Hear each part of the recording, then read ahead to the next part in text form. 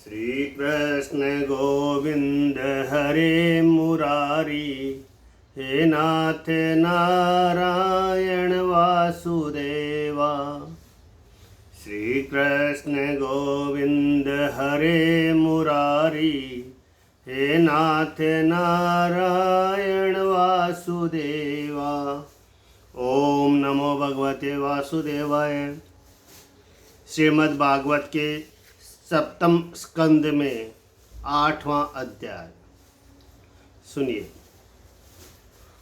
ओम नमो भगवते वासुदेवाय।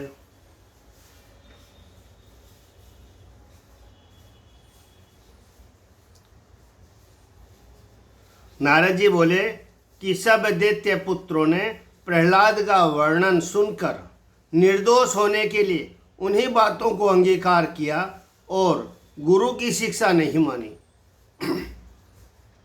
जब सब बालकों की बुद्धि इस प्रकार नारायण में लगी हुई देखी, तब शुक्राचार्य के पुत्र अपने मन में बहुत डरे और अच्छी रीति से सोच समझकर सब वृतांत जैसे का तैसा हिरण्यकश्यप से जाकर कहा। यह ऐसा है अप्रिय महाकठिन पुत्र का अत्याचार सुनकर क्रोध में मतवाला हो लाल लाल नेत्र कर कांपने लगा और पुत्र के मारने का विचार मन में किया। जिस परमेश्वर के भक्त का कोई तिरस्कार नहीं कर सकता, उस प्रहलाद की कठोर वाणी और तिरछी आंखें से निरादर करने लगा। वह जितेंद्रिय प्रहलाद नम्रता से हाथ जोड़ खड़ा था। उस दारुण प्रकृति वाले हिरण्यकश्यपु ने पांव से मसले हुए सांप के सदृश फुकार कर प्रहलाद से इस प्रकार बोला। हे दुर्विनीति, हे मंदमती, हे कुकलंक, हे कुल में भेद डालने वाले, हे अधम, हे गर्वी, तूने मेरी आज्ञा का उल्लंघन किया। मैं तुझको आज यमलोक में भेजूंगा। हे मूढ़, जा मेरे आगे से चला जा। अरे नीच, मेरे क्रोध से दसों दिग्गपाल और सब लोकपाल त्रिलोकी समेत ईश्वर तक कांप रहे हैं और तू निशंक होकर मेरी आज्ञा का उल्लंघन करता है। ऐसा तुझको किसका बल है? प्रहलाद बोला कि हे राजेंद्र, सब चर अचर जीव जंतु ब्रह्मादिकों का जिसने अपने वशीभूत कर रखा है, उसी आदि पुरुष अविनाशी का मुझको और तुमको बल है। वरन मुझ में और आप में ही नहीं, सब संसार में बलवानों में उसी का बल है। काल, उरु, ओज, क्रम, सह, बल, इंद्रिय, आत्मा और सत्व, वही परमेश्वर अपनी शक्तियों से सृष्टि को रचते हैं, संहार करते हैं और वही तीनों गुणों के ईश है। अब आप इस अपने असुर स्वभाव को छोड़ दो, मन में सबसे सम्मान भाव रखो। कोई किसी का शत्रु नहीं है। केवल अजीत और पाखंड मत में स्थित और खोटे मार्ग में चलने वाले आत्मा को तुम श्री अनंत भगवान में उसी अर्पण करो और उनका पूजन करो। इसी में आपका भला है। कोई कोई पुरुष आप शरीर के ऐसे भी हुए हैं कि अपनी इंद्रियों को बिना जीते दसों दिशाओं को जीता मान लिया, परंतु कुछ नहीं जीता, क्योंकि जिसने अपने वैरियों को नहीं जीता उसने क्या जीता? खटका तो बना ही रहा है। जिसके घर में शत्रु घुस रहा है, वह बाहर के शत्रुओं को जीतकर कैसे सुख की नींद सो सकता है? अरे, जिसने अपने आत्मा को जीत रखा है, ऐसे ज्ञानी पुरुष सब देहधारी मात्र में सम्मान भाव वर्ते। ऐसे साधु जनों को अपने मोह से दुख नहीं होता, औरों को तो कहना ही क्या है। श्री सुखदेव जी बोले कि उसे प्रहलाद के नीति भरे वचन बाण के समान लगे। तब तो क्रोधवान होकर हिरण्यकश्यपु बोला कि अरे अधम, मुझको भली भांति निश्चय हुआ है कि तू अपने मरने की इच्छा करता है। जो ऐसे निर्द्वंद वाक्य बोलता है, हे मंद आत्मन जिनका काल सिर पर आ जाता है उनकी ऐसी ही अयोग्य वाणी निकलती है और सब ज्ञान जाता रहता है। अरे कुकलंक, मेरे अतिरिक्त तूने जो जगत का कर्ता और कोई दूसरा बताया, अब बता वह कहाँ है? जो तू कहता है कि वह परमात्मा सर्वत्र है, तो इस खंबे में क्यों नहीं दिखता? जो अब खंबे में नहीं दिखेगा तो मैं तेरे सिर को छेदन करूंगा। इसीलिए तेने जो हरि अपना रक्षक समझ रखा है, वह अब तेरी रक्षा करे, देखे कैसे कर सकता है। इस प्रकार वह हिरण्यकश्यपु वचनों से और क्रोध से महाभागवत प्रहलाद अपने पुत्र को पीड़ा दे, खड़ग हाथ में ले महाक्रोध कर ललकारता, फटकारता, गरजता, तरजता, झट पट कर आसन से उछल कर उठा। कवच की कड़ियों तड़कने लगी, भुजाएं फड़कने लगी और तेल के समान आंसू आंखों में डलकने लगे। योद्धा क्रोधानल सम रूप देख देख सरकने लगे। उस समय महागंभीर नाद कर खंभ में एक मुस्किट मारा। श्री सुखदेव जी बोले कि हे राजन, उसी समय उसमें महाभयंकर शब्द होने लगा, जिसके होते ही पृथ्वी लोटपोट होने लगी। पहाड़ जड़ से उखड़ कर गिरने लगे, दिग्गज चिगाड़ने लगे, समुद्रों ने मर्यादा छोड़ दी। आज सब लोगों का विध्वंस हो जाए तो कुछ आश्चर्य नहीं। मैं जानता हूँ कि आज महाप्रलय का समय आ गया है, ऐसा ब्रह्मादिकों ने माना। पुत्र को मारने की इच्छा वाला वह दैत्य सभा के बीच में अद्भुत शब्द सुनकर वेग से इधर उधर दौड़ता हुआ तिसके आश्रय को नहीं देखता। भया और संपूर्ण दैत्य अति त्रास को प्राप्त होते भये। सब दैत्य खड़े खड़े परस्पर विचार ही कर रहे थे कि उसी संध्या के समय खंभ को फाड़कर श्री नरसिंह भगवान प्रकट हुए। तब विस्मित हुए राक्षस कहने लगे, ओहो, न तो यह सिंह है न मनुष्य है। मनुष्य सिंह रूप वाला यह विचित्र सत्व क्या है? हिरण्यकश्यपु के ऐसे विचारते विचारते ही अंगाड़ी उठे और भयंकर नरसिंह जी दिखे कि जिनके तप्त सुवर्ण के से प्रचंड नेत्र, कंधवाल के बाल कंपा रहे, जम्बाई लेते हुए कराल डाढ़े, तीक्ष्ण जीहा, ब्रकुटी युक्त भयंकर मुख वाले, खड़े कानों वाले, पर्वत की गुफा की तरह मुख, नासिका वाले, ठोडी भेद से भयंकर, आकाश को स्पर्श करते हुए बड़ी और मोटी ग्रीवा, उरुवक्ष स्थल वाले, कृश कटिभाग वाले, चंद्र किरण सदृश दीप्यमान, भुजा सदृश केशों से युक्त, नख रूप आयुध से युक्त ऐसे भयंकर रूप को देखकर सब दैत्य दानव भाग गए। और हिरण्यकश्यप कहने लगा कि ओहो, मालूम होता है कि प्राय करके मायावी हरि ने यह मारने का उपाय किया है। इससे क्या होना है? हिरण्यकश्यप महाघोर शब्द कर बोला कि अरे पशु, अरे मायावी, तूने छल बल करके बहुत जनों को छला है, परंतु मैं तेरे वश का नहीं। ले अब सावधान हो, आज तुझको मारकर मेरे ही रुधिर से अपने भ्राता हिरण्याक्ष का तर्पण करूंगा। यह कह गदा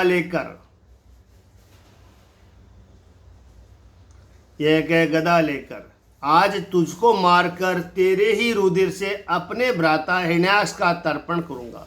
यह कह गदा लेकर नरसिंह जी के ऊपर को झपटा की जैसे अग्नि पर पतंग झपटता है, और वहाँ नरसिंह जी के तेज में पड़ते ही अलक्षित हो गया।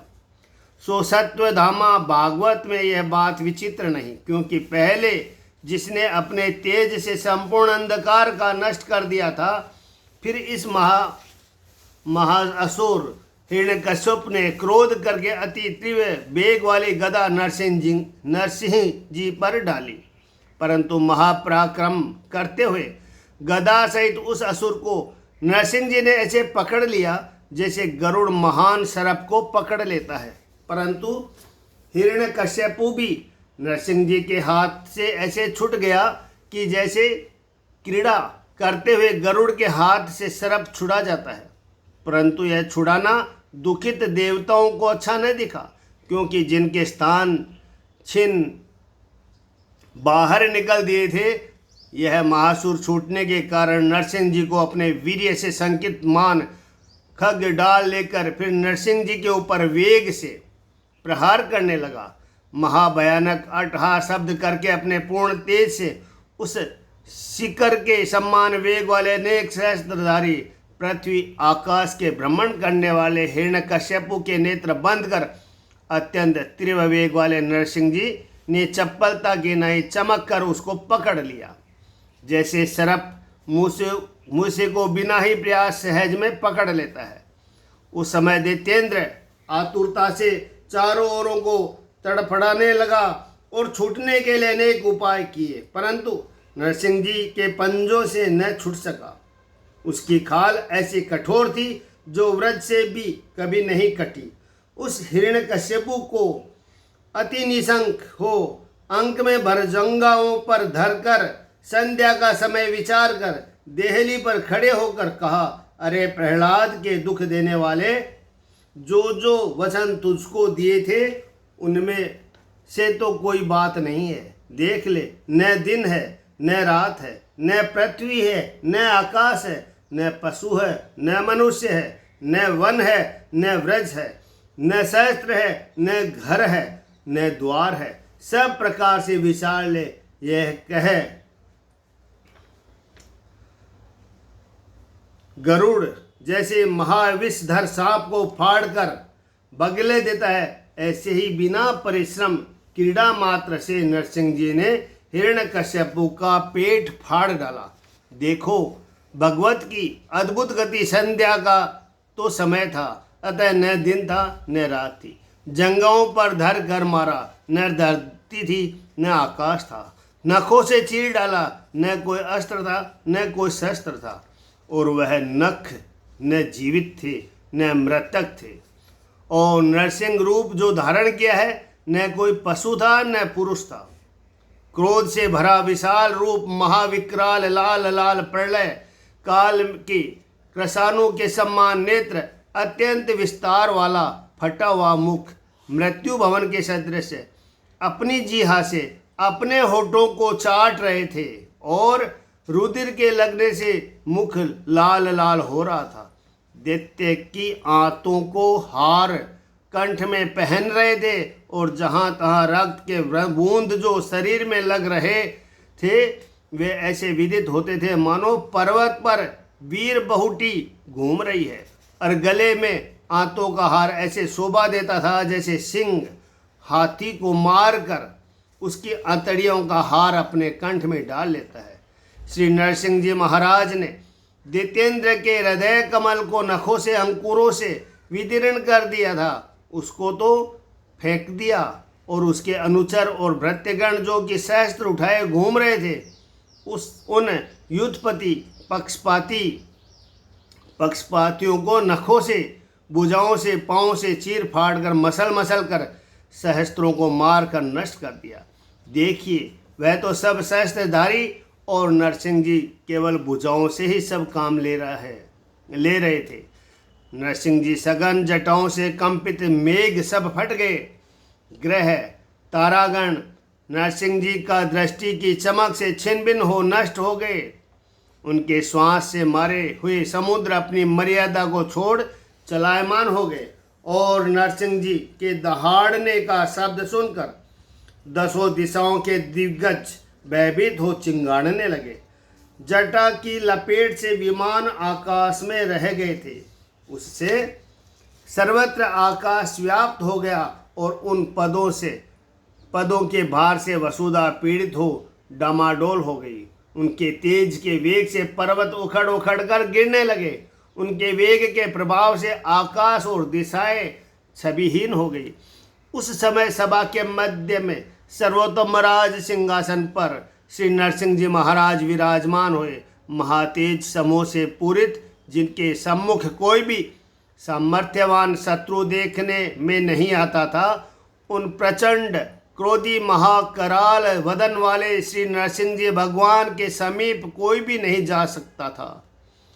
जिस समय तीनों लोगों के कष्टदायक मस्तक के शूल के सदृश उस दैत्य नायक हिरण्यकश्यपु को भगवान वैकुंठ नायक ने मारा, उस समय सब देवांगनाएं उसका मरण सुनकर अत्यंत हर्ष के वेग से प्रफुल्लित जिनके मुख हो रहे थे, वे बारंबार जय जय शब्द पुकार पुकार कर और भगवान का अद्भुत रूप निहार कर आनंद से पुष्पों की वर्षा कर रही थी।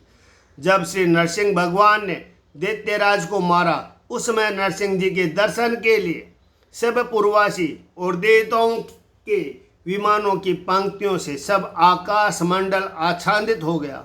सब मिलकर दुंदुभी बजाने लगे और मुख्य मुख्य गंधर्व गाने लगे। अप्सराएं मीठे मीठे स्वरों से मनोहर गान करके सबके मनों को मोहित करने लगी। उस समय वहाँ ब्रह्मा, शिव, इंद्रियादिक देवता, ऋषि, मुनि, पितृ, सिद्ध, किन्नर, महोरग, मनु, प्रजापति, गंधर्व, अप्सरा, चारण, यक्ष, कीम पुरुष, बेताल, सिद्ध, किन्नर और सब वैकुंठनाथ के पार्षद, इन्हीं नंद, सुनंद, कुमुद, कुमुदाक्षादिक अंजलियों के संपुट सिर पर धरकर जहाँ राजा राज सिंहासन पर महात्रिव तेजस्वी श्री नरसिंह भगवान विराजमान थे, सब देवता न तो अति दूर और न अति समीप खड़े होकर पृथक पृथक भाव से संसारी जीवों के उपकार के लिए यंत्र, मंत्र, कवच, अष्टक, सनोत्रों से श्री नरसिंह जी महाराज की स्तुति करने लगे। ब्रह्मा जी बोले कि हे अनंत दुरंत शक्तिधारी, विचित्र वीर्य, पवित्र चित्रकारी, सृष्टि की उत्पत्ति पालन संहार करने वाले, अपने सात्वादिक गुणों से अनेक प्रकार की लीला रचने वाले व्यक्त अविनाशी परमात्मा नरसिंह जी, आपको मेरा बारंबार नमस्कार है। महादेव जी बोले कि संसार के अंतकाल के समय आपके कोप करने का समय है। हे भक्तवत्सल्य, अभी तो आपने उस तुच्छ असुर को ही मारा है। अब आप अपने कोप को शांत करके इस शरणागत आए हुए अपने भक्त प्रहलाद की रक्षा करो। इंद्र बोले कि हे परमनिष्ठ नरसिंह जी महाराज, हे दीनानाथ, हे जन रक्षक, आपने यहाँ प्रचंड दैत्य का वध करके हमारे भाग हमको दिलवाए और आपके वास करने का स्थान जो है हमारा हृदय कमल है, सो दुराचारी असुर के डर से व्याप्त हो रहा था, उसको अभय करके हमारा चित्त प्रफुल्लित किया। जो सदा काल के वशीभूत रहता है, ऐसा त्रिलोकी का राज्य आपके भक्तों को क्या वस्तु है। हे नाथ, वे तो मुक्ति को भी आपके आगे कुछ वस्तु नहीं समझते, फिर और सुखों की तो गिनती ही क्या है। सब ऋषि बोले कि हे आदि पुरुष, हे शरणागत रक्षक, आपके आत्मा में मिला हुआ जो यह विश्व है, इसको रचकर उस तेजो रूप तप करने की आपने हमको आज्ञा दी, सो हे दीन वत्सल्य, वह तप अभी तक इस असुर ने विनाश कर रखा था, सो आज हमारी रक्षा के लिए आपने नरसिंह रूप धरकर फिर तप करने के लिए हमको आज्ञा दी। सब पितर बोले कि हे हमारे पौत्रादिकों के दिए हुए श्राद्ध के पिंड, यह असंभव दुष्ट जबरदस्ती हमसे छीनकर खा जाया करता था। कभी किसी तीर्थ में जाकर वह तिलांजलि और जलदान दिया करते थे, तो उन तिलों को वह चबाकर जल पी लिया करता था। आज आपने उस असुर का पेट नखों से चीरकर जो हमारे पदार्थ थे, वह आपने आंतों से और रुधिर से निकाल कर हमको दिए। इसीलिए हे सर्वधर्म पालक, आपको हम बारंबार नमस्कार करते हैं। जय हो पितृ महाराज की जय।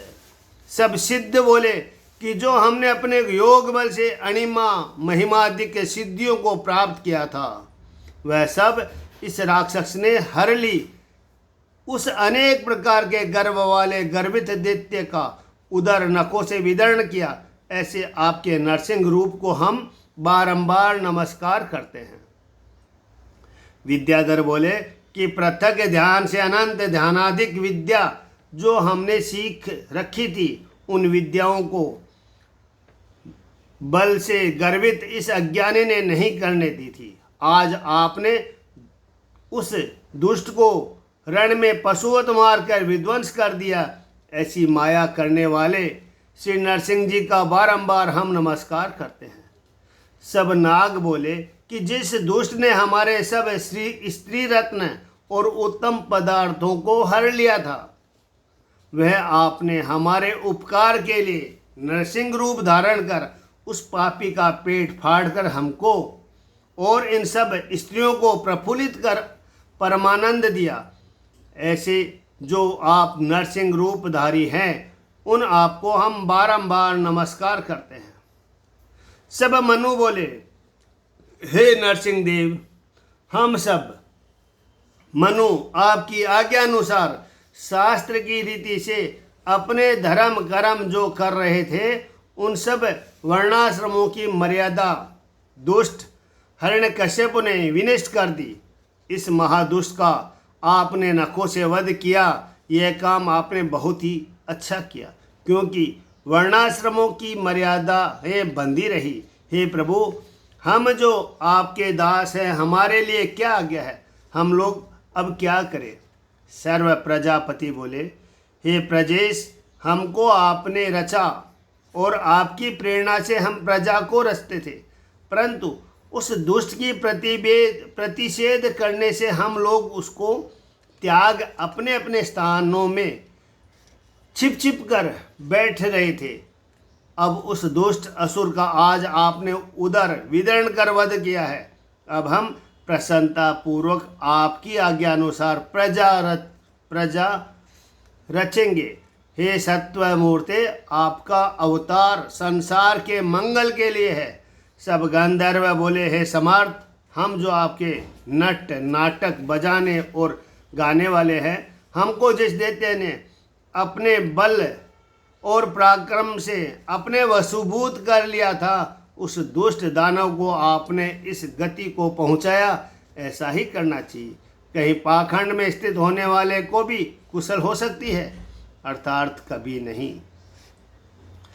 सब चारण बोले कि हे नरसिंह जी महाराज, भक्त जनों के दुख देने वाले इस पापी दैत्य हृदय भेदी को आपने मारा, ये बहुत अच्छा किया।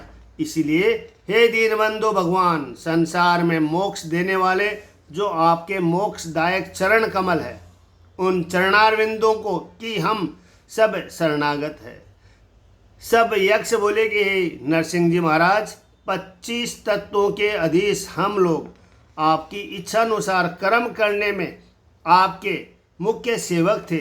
सो इस दुष्ट दीति पुत्र ने हमको अपना भार उठाने वाले अनुचर बनाकर रखा था। आपने अपने भक्तों का संताप देकर इस परिताप देने वाले दुष्ट राक्षस को आज मारकर हमारा ताप दूर कर दिया। कि पुरुष बोले कि हम किम पुरुष हैं और आप आदि पुरुष पुरुषोत्तम है। हमारा अपराध क्षमा कीजिए, हम आपकी स्तुति कैसे कर सकते हैं। यह कुपुरुष यानी नीच हिरण्यकश्यपु तो उसी समय मर चुका था जब कि उसका साधु पुरुषों में ने निरादर किया और धिक्कार दिया था। वैतालिक लोग बोले कि सभा में और यज्ञों में आपका निर्मल यश गाने से बड़ी पूजा हम लोगों को प्राप्त होती थी, और यह दुर्जन दुष्ट हमारी पूजा को ले लिया करता था और यश का विनाश करता रहता था।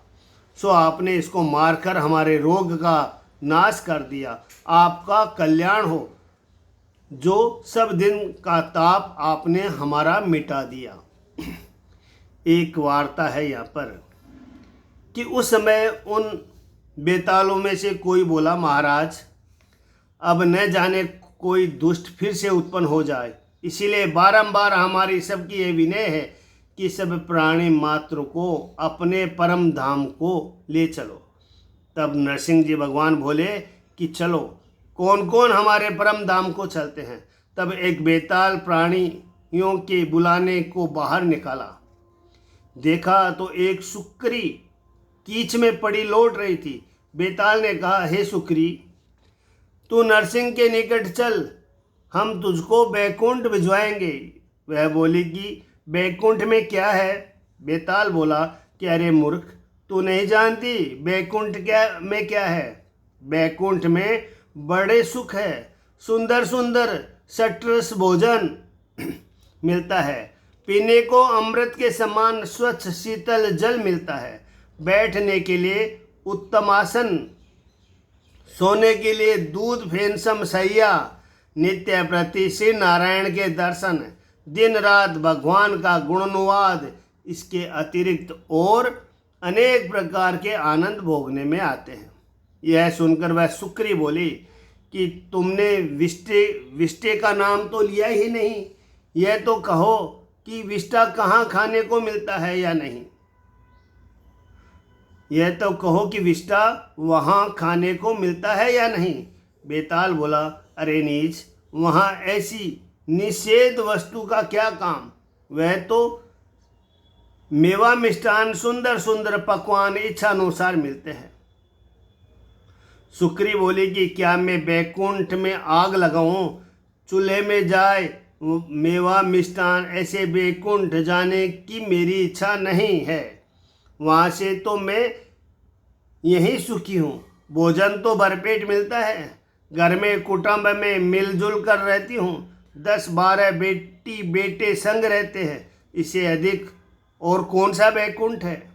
सुक्री के रूखे वचन सुन बेताल ने नरसिंह जी से कहा कि महाराज, शुक्र तक भी बैकुंठ जाना स्वीकार नहीं करते।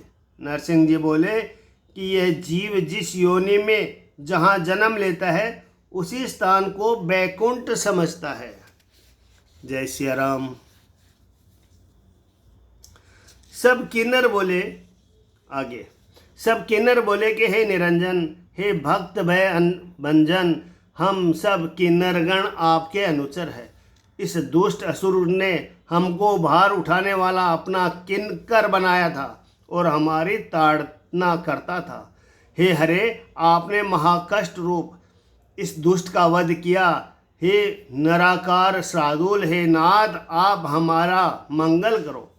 विष्णु भगवान के पार्षद बोले कि हे शरणागत प्रतिपालक, यह नरसिंह रूप महाअद्भुत तो हमको आपने भला दिखाया जो आज तक कभी नहीं देखा था।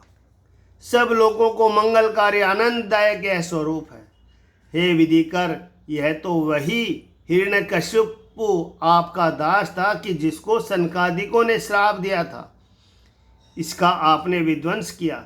यह तो आपने इसी पर बड़ा ही अनुग्रह किया, परंतु हमने अत्यंत सुख माना जो इसके द्वारा हमको आपके इस अद्भुत रूप का दर्शन हो गया।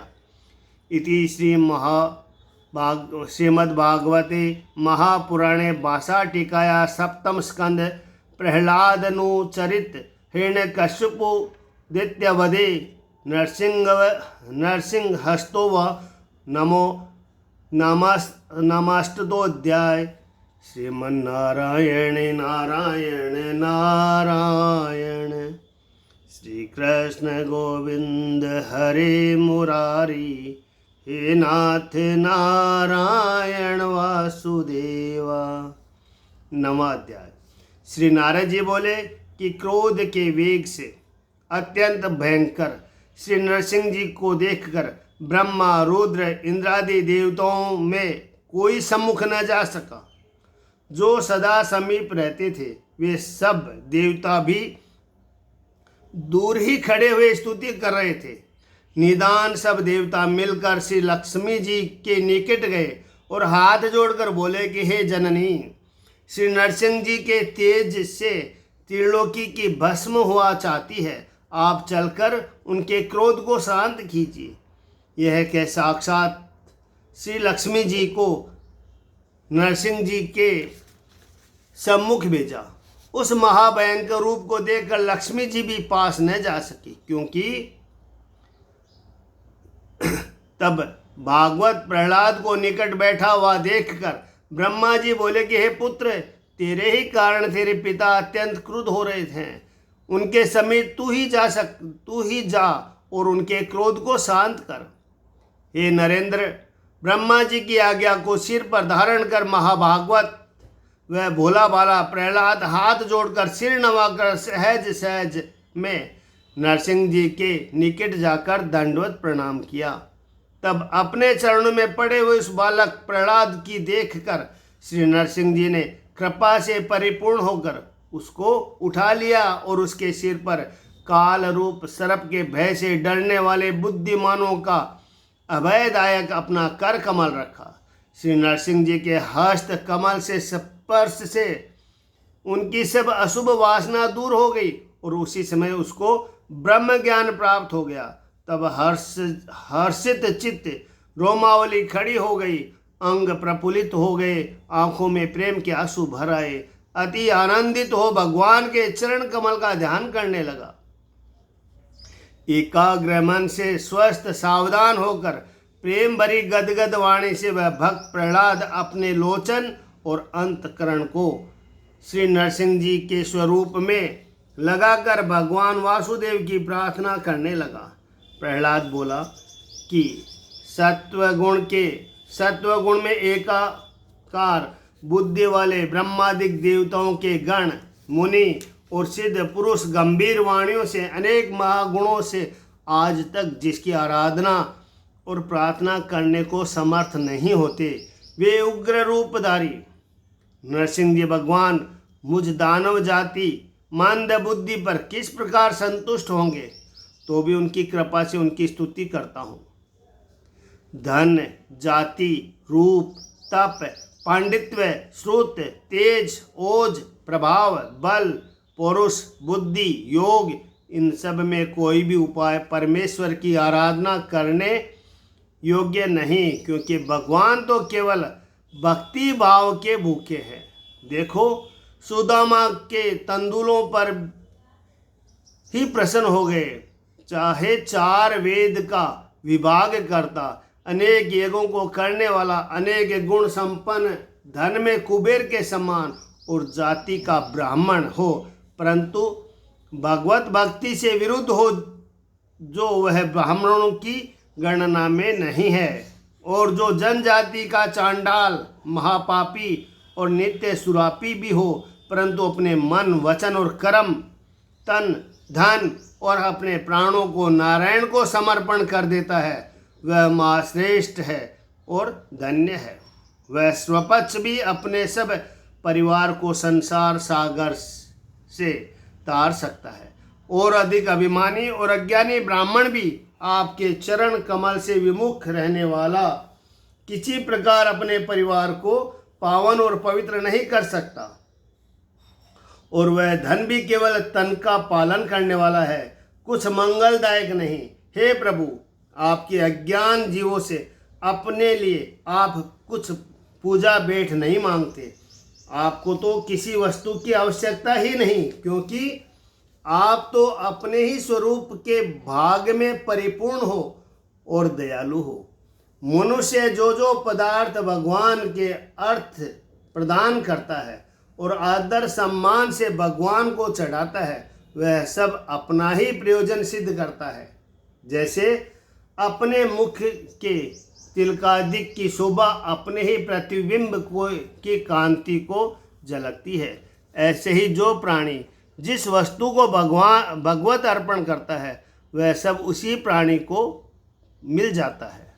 इसीलिए मैं जो अधम बुद्धि माया के जाल में फंसा रहा हूँ, आपकी महिमा का वर्णन नहीं कर सकता, परंतु अपनी मति के अनुसार जैसी मेरी बुद्धि है आपकी स्तुति करता हूँ। आपके चरित्र गान से मनुष्य पवित्र हो जाता है, इसीलिए मैं आपकी स्तुति करता हूँ।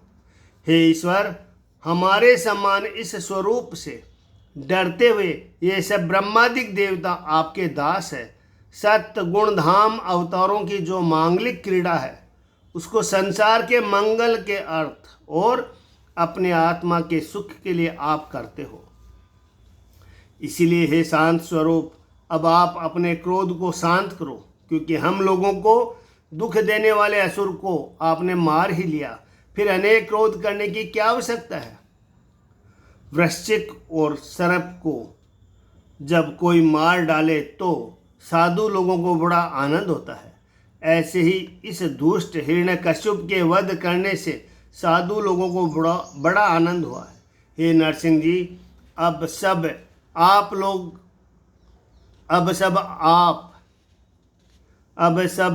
लोग आपके समीप आए हैं। ये अपना भय दूर करने के लिए आपका स्मरण करते हैं। आपके इस अद्भुत स्वरूप का ध्यान करने से भी ही भय दूर हो जाएगा। फिर अब क्रोध करने की क्या आवश्यकता है। हे अतीत, यह आपका रूप जो महाभयंकर मुख, जीभ सिंह की सी, सूर्य के समान लाल लाल नेत्रों से मानो अग्नि की ज्वाला भड़क रही है। भ्रकुटियों को चढ़ाना, अति विकराल डांडों को देखकर भय दिखाई देता है। आंतों की माला पहनने से और सटा के बाल रुधिर में भीगे हुए केले के पत्तों के समान कान ऊंचे ऊंचे खड़े दिखाई देते हैं। नाखों के अग्रभाग वैरियों के उदर के विदरण करने वाले महागंभीर शब्द से सब दिशाओं के दिग्बाल भय मानक कंपायमान होते हैं। इनका तो मुझको कुछ भय नहीं है, परंतु हे कृपा वत्सल्य, इस संसार चक्र के दुख से मैं महादुखी हूँ। आपके चरणविंद की कृपा से साधारण संसार चक्र का मुझको कुछ भी भय नहीं है, परंतु अपने कर्मों के बंधन में जो मैं बंधा हिंसक जीवों में पड़ा हुआ हूँ, इस बात से मेरा मन बहुत डरता है। हे कृपालु, मुझ पर दयालु होकर आप अपने मोक्ष रूप और चरण शरण में मुझको कब बुलाओगे।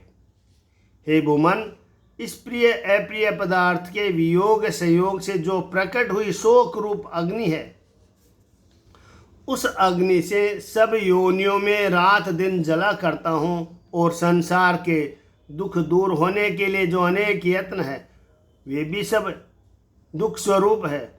कभी पित्त अधिक हो जाता है, कभी वात बढ़ जाता है, कभी कफ घेर लेता है। यह देहाभिमान भटक रहा है। इसीलिए हे सतम, अब आप दास भाव सजीवन मूल औषध बताओ, जिससे फिर यह दुख मुझको न व्यापे। हे प्रभु, संसार के बंधनों से मोक्ष पाकर आपके चरण शरण में रहने वाले महात्मा पुरुषों के सत्संग से परम सदृश्य और परम गुड ब्रह्मा जी के मुख से पाए हुए आपके अद्भुत चरित्र संबंधी कथाओं का अभ्यास करते करते इस संसार सागर के महाकठिन दुखों से धीरे धीरे मैं पार उतर जाऊंगा। अर्थात आपकी नाम रूपी नौका पर चढ़कर पार उतरना क्या बड़ी बात है।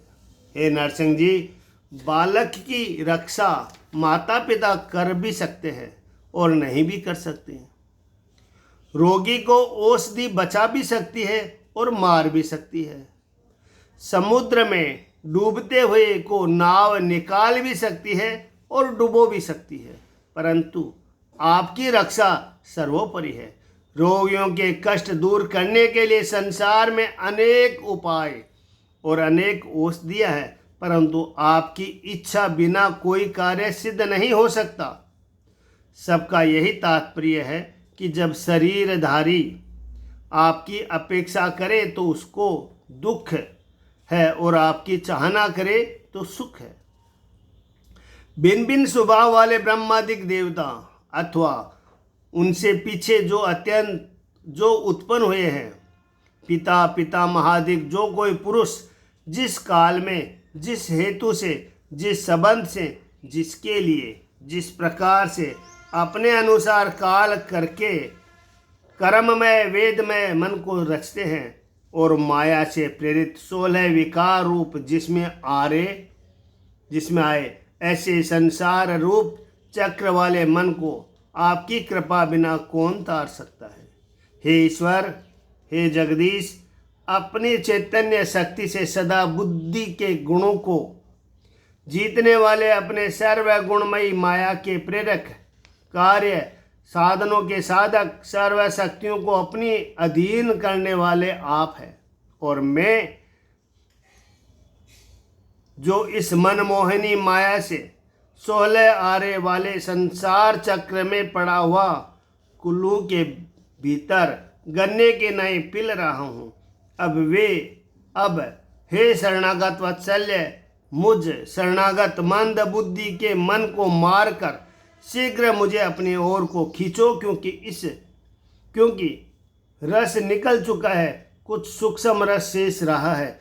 जो यह भी निकल गया तो फिर किसी काम का न रहूँगा।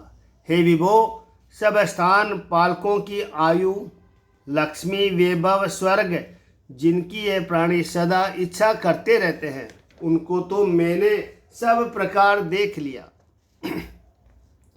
क्योंकि वह सब तो मेरे पिता के कुपित हास्य से और छड़ी हुई भ्रूभंग मात्र से ही एक क्षण में नष्ट भ्रष्ट कर दिया गया। उस सर्वसंहारी मेरे पिता को आपने बिना सहस्त्र नखों से विदीर्ण कर डाला। इसीलिए मैं अज्ञानी, किसी बात को न जानने वाला, प्राणियों के आशीर्वाद को, ब्रह्मा पर्वत की आयु को, लक्ष्मी को, इंद्रियों से भोगने वाले सुख को और संसार के अनेक प्रकार के ऐश्वर्यवाद भोगों को भोगने की मेरी इच्छा नहीं और सिद्धियों को भी नहीं चाहता, क्योंकि वे भी आपके काल रूप प्रबल पराक्रम से खंडित होने वाले हैं। इसीलिए हे प्रभु, मुझको तो आप अपने दासों की चरण शरण में रखना। कानों को सुख देने वाले अंत में मृग तृष्णा रूप इस आशीर्वाद से क्या प्रयोजन है? अनेक रोग जिससे उत्पन्न हो, ऐसे शरीर से क्या प्रयोजन है? यद्यपि इस बात को सब जानते हैं, तो भी लव मात्र मधुर काम रूप अग्नि के मुख में लवलीन है, इसको दूर नहीं कर सकते। और जो विद्वान है, उनको किसी प्रकार का वैराग्य नहीं होता। वे तो पंडित नहीं किंतु मूर्ख है। हे प्रभु, आपकी माया बड़ी बलवती है। हे नरसिंह जी महाराज, रजोगुण से उत्पन्न हुआ तो मेरा देह, तमोगुण की खान वाले राक्षस वंश में मेरा जन्म, सदा दैत्यों के बालकों का संग, फिर कहाँ तो मैं और कहाँ आपका अनुग्रह। जिस अनुग्रह से अभयदायक दुष्ट दमन आपकी भुजाओं की छाया, जो कि आज तक ब्रह्मा, शिव, लक्ष्मी अपनी परम प्यारी पत्नी के ऊपर नहीं की थी, वह उन भुजाओं की छाया आज आपने मेरे ऊपर की। हे प्रभु, आप समदर्शी है, आपको यहाँ दुर्भाव नहीं है। ब्रह्मादिक देवता उत्तम है और यह दैत्य नीच है। यह बुद्धि अधम लोगों की है, आपकी क्यों नहीं? आपकी नहीं, क्योंकि आप तो सर्व जगदाधार और सबके सूर्योदय हो। तो भी कल्पतरु के समान जो जैसी सेवा करता है, उसको वैसा ही फल मिलता है। आपकी कृपा कल्पद्रुम के सदृश है और कल्पद्रुम को सब इकसार है। तो भी जो मनुष्य कल्प वृक्ष के नीचे वास करते हैं, वे मनोवांछित फल पाते हैं। इसी प्रकार आपको सब एक सार है, परंतु सेवकों का सेवा के अनुसार फल देते हो। आपके यहाँ कुछ दुर्भाव नहीं है। हे नाथ, जिस प्रकार आपने मुझको संसार रूप कूप में पड़ा देख अवतार धारण किया और मुझको अपनाया, इसी प्रकार नारद जी से मुझे संसार रूप भयंकर सर्प वाले अंधियार कूप में पड़ा देखा और यह भी जाना कि विषय अनुरागी लोगों के कुसंग से अंधा होकर इसमें गिर गया और उसके सब अंग भुजंग ने डस लिया। उसी के विष ने यह ऐसा बेसुध हो रहा है कि उस कूप को ही अपना घर समझ रखा है। उस समय उन्होंने ही मेरे ऊपर दया दृष्टि करके मुझे उस कूप से बाहर निकाला। मैं आपके भृत्य लोगों की सेवा कैसे त्याग दूं? हे अनंत, आपने मेरे प्राणों की रक्षा की और मेरे पिता को मारा। अपने भृत्य नारद का वाक्य सत्य करने के लिए अद्भुत अवतार लिया। क्या इस बात को मैं नहीं जानता? खोटा कर्म करने की इच्छा करके मेरा पिता खड़ग हाथ में लेकर बोला कि तू किसकी आराधना करता है? मुझसे परे कौन ईश्वर है जिसको तू अपना रक्षक बतलाता है? मुझको उसको मुझे दिखा, मैं अभी उसको मारूंगा, और जो नहीं बताएगा तो तेरा सिर काट डालूंगा। अतः एवं आपने अपनी प्रतिज्ञा सत्य करने के लिए, अपने भक्तों का अभय करने के लिए और मेरा वचन सत्य करने के लिए उसी समय खंभ फाड़ कर प्रकट हुए, क्या इस बात को नहीं जानता? हे जगदाधार, केवल एक आप ही जगदाधार और जगत रूप हो, क्योंकि इस जगत के आदि और अंत में एक आप ही रक्षक हो और मध्य में भी आप ही हो। आप अपनी माया के गुण से इस विश्व को रचकर नाना प्रकार के से उन गुणों के दृष्टि आते हैं और अंतर्यामी रूप से सब अचर अचर रूप में व्याप्त हो रहे हैं। माया के गुणों से भिन्न भिन्न रूप आपका प्रतीत होता है। कोई शत्रु समझता है, कोई मित्र समझता है। आपके भेद अपार है, उन भेदों को कोई समझ नहीं सकता। हे ईश्वर, सत्य असत्य आप ही हो और यह सब माया के गुण हैं, अर्थात माया से भिन्न नहीं है। आप जगत से भिन्न भी हो तो जगत रूप आप ही हो और यह सब माया के गुण है। यह मेरा है, यह पराया है। ज्ञान दृष्टि से देखो तो कुछ न अपना है न पराया है, सब एक रूप है। वृक्ष जैसे धरामय बीज रूप है, बीज सूक्ष्म बीज रूप है और सूक्ष्म भूत ब्रह्म रूप है। इस प्रकार यह जगत पंच महाभूत रूप है।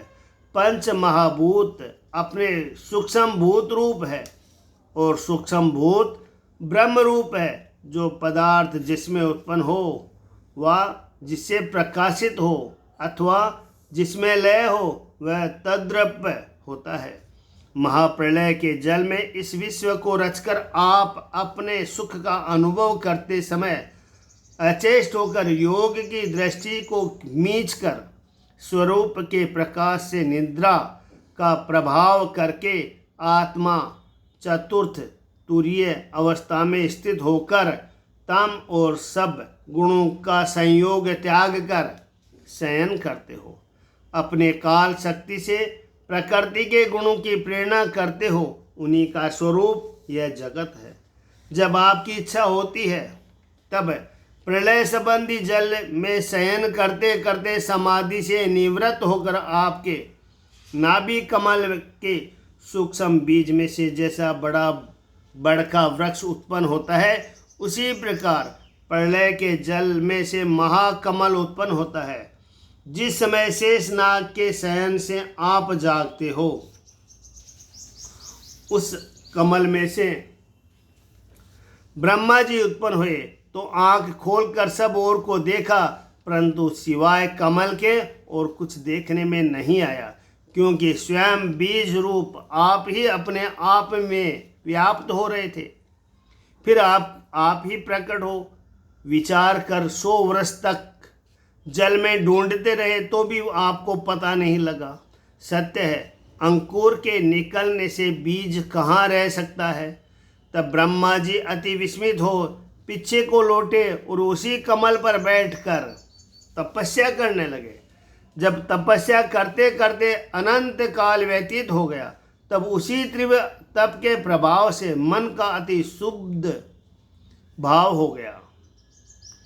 तब तो भूत इंद्रिय मायामय आत्मा से सन्मात्र रूप से वर्तमान अति सूक्ष्म रूप से अपने अंतःकरण में ही ईश्वर को देख पाया। जैसे पृथ्वी से सूक्ष्म सुगंध निकलती है, वह मायामय अद्भुत स्वरूप कैसा था, जिसके सहस्त्र मुख, सहस्त्र चरण, सहस्त्र शरीर, सहस्त्र हाथ, सहस्त्र उरु, सहस्त्र नासिका, सहस्त्र कान, सहस्त्र नेत्र और हाथों में सहस्त्र सहस्त्र आभूषण और सहस्त्र सहस्त्र आयुधों से परिपूर्ण थे। परंतु आपका यह रूप मायामय प्रधान है, क्योंकि पातालादि प्रपंच से चरणादि रचना हुई थी। हे महापुरुष, आपके इस साधुओं के देखने योग्य स्वरूप को देखकर ब्रह्मा जी को बड़ा हर्ष हुआ। हे भूमन, इस काल में, इस रूप में आपने ब्रह्मा जी को दर्शन दिया। यह उनके ऊपर का बड़ा अनुग्रह किया था, क्योंकि हयग्रीव स्वरूप धारण करके वेद द्रोही महाबली वर पाने से उन्मत्त मधु व केटभ नामक दोनों असुरों का वध करके ब्रह्मा जी को सूतिगण लाकर रज तम समर्पण किया। हे प्रभु, ऋषि लोग कहते हैं कि सत्गुण आपका प्यारा शरीर है। हे महापुरुष, आप इस प्रकार मनुष्य, पशु, ऋषि, देवता, मत्स्यादि अवतार धारण कर सब लोगों की रक्षा करते हो और जो संसार के प्रतिकूल होते हैं उनका विध्वंस करते हो। यह युग युग में आपका धर्म चलाया है, इसकी रक्षा करते हो और कलयुग में आप गुप्त रूप से रहते हो, इसीलिए इस युग में आप ऐसा नहीं कर सकते। आप 3 युगों के अवतार लेते हैं, इसी से आपका नाम संसार में त्रियुग प्रसिद्ध हुआ। हे वैकुंठनाथ, ये मेरा मन अधर्म से दूषित है, सदा बाहरी बातों में लगा रहता है, जीतने में नहीं आता, काम से आतुर है, इसीलिए हर्ष, शोक, भय, आध्यात्मिक, आदि देविक, आदि भौतिक इन तापों से, दुख से पीड़ित हो आपकी कथा वार्ता में प्रीति नहीं करता। हे प्रभु, ऐसा मन होने पर मैं दीन पराधीन होकर फिर आपके तत्व को विचार कैसे कर सकता हूँ। यह अच्युत्य जीव तृप्त होकर अनेक ओर से, अर्थात जिस ओर मधुरादि रस है उसी ओर को खींचता है। त्वचा स्पर्श की ओर खींचती है, पेट की भेंट देने की कठिन है। सुधा से संतप्त होकर जिस प्रकार की आहार की वस्तु देखता है, मार मार कर उसी ओर को खींचता है। जिस ओर से सारंगी मृदंग की ध्वनि और मधुर मधुर स्वरों के से कोकिल कंठनी के गान का शब्द सुनाई पड़ता है, यह कान अज्ञान से जबरदस्ती उसी ओर खींचते हैं। नाक अनेक प्रकार के सुगंधित गंधराज, मालती, मदन बाणादिक पुष्पों की गंध की ओर खींचते हैं। यह चंचल नयन किसी प्रकार चैन नहीं लेने देते। सब कामेंद्रियां अपनी अपनी ओर को खींच रही है, जैसे एक पति की बहुत सी स्त्रियां होती है और वह अपनी अपनी ओर को खींचती है और घबरा देती है, ऐसे ही यह मेरे इंद्रियां मुझको व्याकुल कर रही है। हे भगवान, जिस प्रकार मेरी कुगति है उसी प्रकार सबकी कुगति है, और इस कुगति में संसार रूप वैतरणी नदी के धार में उछलते डूबते बह चले जाते हैं। अनेक जन्म लेते, मरते, खाते, डरते, डराते, अपने पराये के साथ शत्रुता मित्रता करते रहते हैं। हे उद्धार कारक विश्वनाथ, उन भयभीत जनों को अपने नेत्रों से देख अनुग्रह प्रकाश करके आज ही यम द्वार वाली वैतरणी नदी से पार उतार कर रक्षा कीजिए, क्योंकि ये जन्म मुड और दीन है। हे भगवान, आप सब जगत के गुरु हैं और इस संसार की सृष्टि, स्थिति और विनाश के कारण आप ही हैं। फिर आपको सब भक्तों के तार देने का क्या परिश्रम है? अर्थात सब भक्तों का तार देना कुछ आपको दुष्कर कर्म नहीं है। हे प्रभु, समस्त जनों के बंधु है, क्योंकि मूढ़जन के ऊपर भी आपका कितना अनुग्रह है, जो बिना भक्ति के ही तार देते हैं। इसीलिए आपका नाम देवताओं ने आर्त बंधु रखा है। हम लोग आपके भक्त जनों के सेवक हैं। हम लोगों का उद्धार करोगे तो क्या कुछ बड़ी बात है? यह भी एक आपका तुच्छ कार्य है। हे सर्वोत्तम, आपकी गुणगान रूप महा अमृत धारा में जिनके मन मग्न हो रहे हैं, वे तो इस दुष्पार संसार रूप वैतरणी नदी का भी कुछ भय नहीं करते। परंतु जो मूर्ख लोग इस महा अमृत नदी से विमुख हो, इंद्रियों के निमित्त जो माया का सुख है उसके लिए कुटुंबादिक का भार होते हैं, उनको देखकर मुझे अत्यंत शोक होता है। हे देव, मुनि लोग बहुधा अपनी अपनी मुक्ति की कामना के लिए एकांत स्थान में मौनी बनकर तप करते हैं और वन वन घूमते फिरते हैं, परंतु दूसरा यत्न हम उनको नहीं देखते।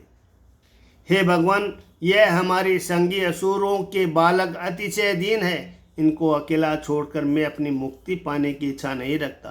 हे नित्य मुक्त, मैं इन बालकों के लिए और किसी के निकट प्रार्थना नहीं कर सकता, क्योंकि आपके सिवाय और किसी पुरुष को इन भ्रांत लोगों का उद्धार करने वाला नहीं देखता।